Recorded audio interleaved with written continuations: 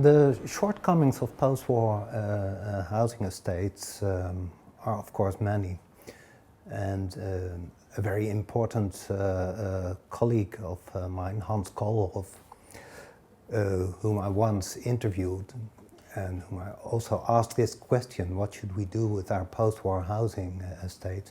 He quite curtly said, don't invest another penny in them. They're useless, those prefabricated houses. And like always, Hans Koolhof is right. These housing estates are problematic.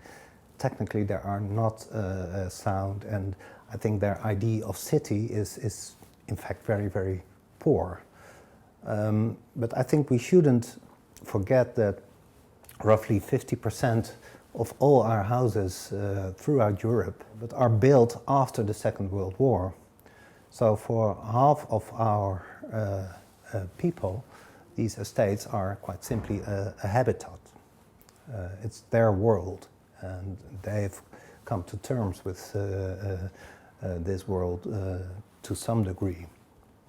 And I think that's very important. We have to start from that notion and have to start talking to people actually living there and find out what they appreciate in those areas and in their houses, and what they don't appreciate.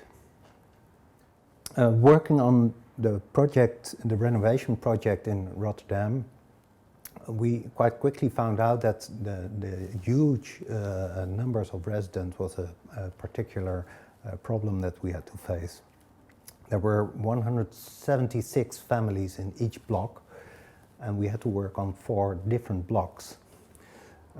So dealing with that amount of residents was very, very difficult if you wanted to do it in a sincere way. So simply hiring a room and have a conversation wasn't enough. And it was also not enough to make a nice newsletter and distribute it. So in the end we decided to have walk-in evenings, is that the right word? Walk-in evenings, where everyone could come in and had a one-to-one conversation with the architects. So there were always 2 architects of our office present, with the housing association, etc., etc. So they could ask all their questions and they could get information on a very direct one-to-one basis. That was very labor intensive, but it proved to be very, very fruitful because the residents felt that they were taken seriously, and we got an enormous amount of information out of it.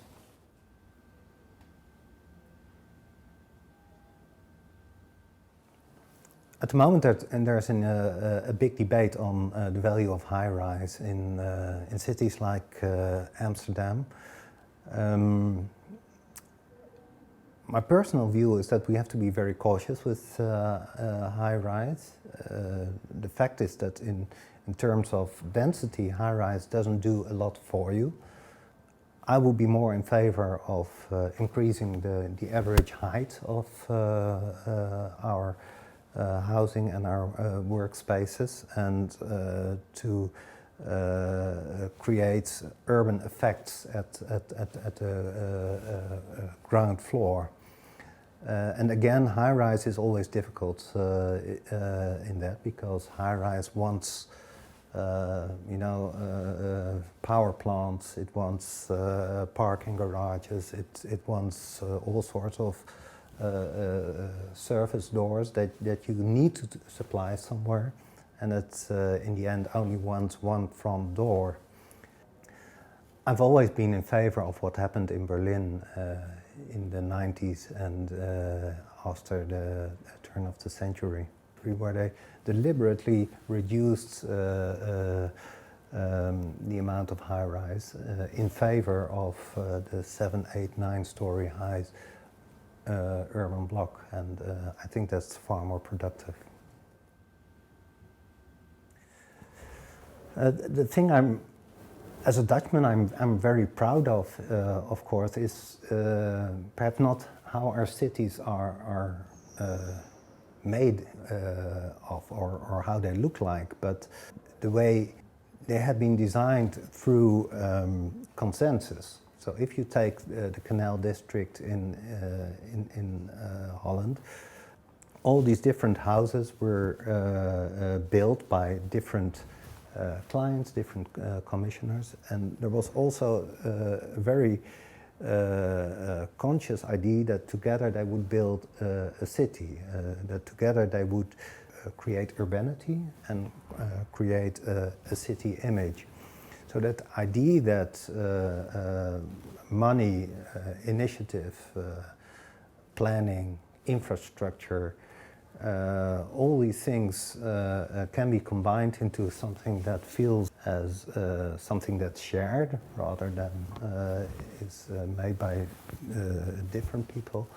I think that's one of the big values in Dutch housing and city design.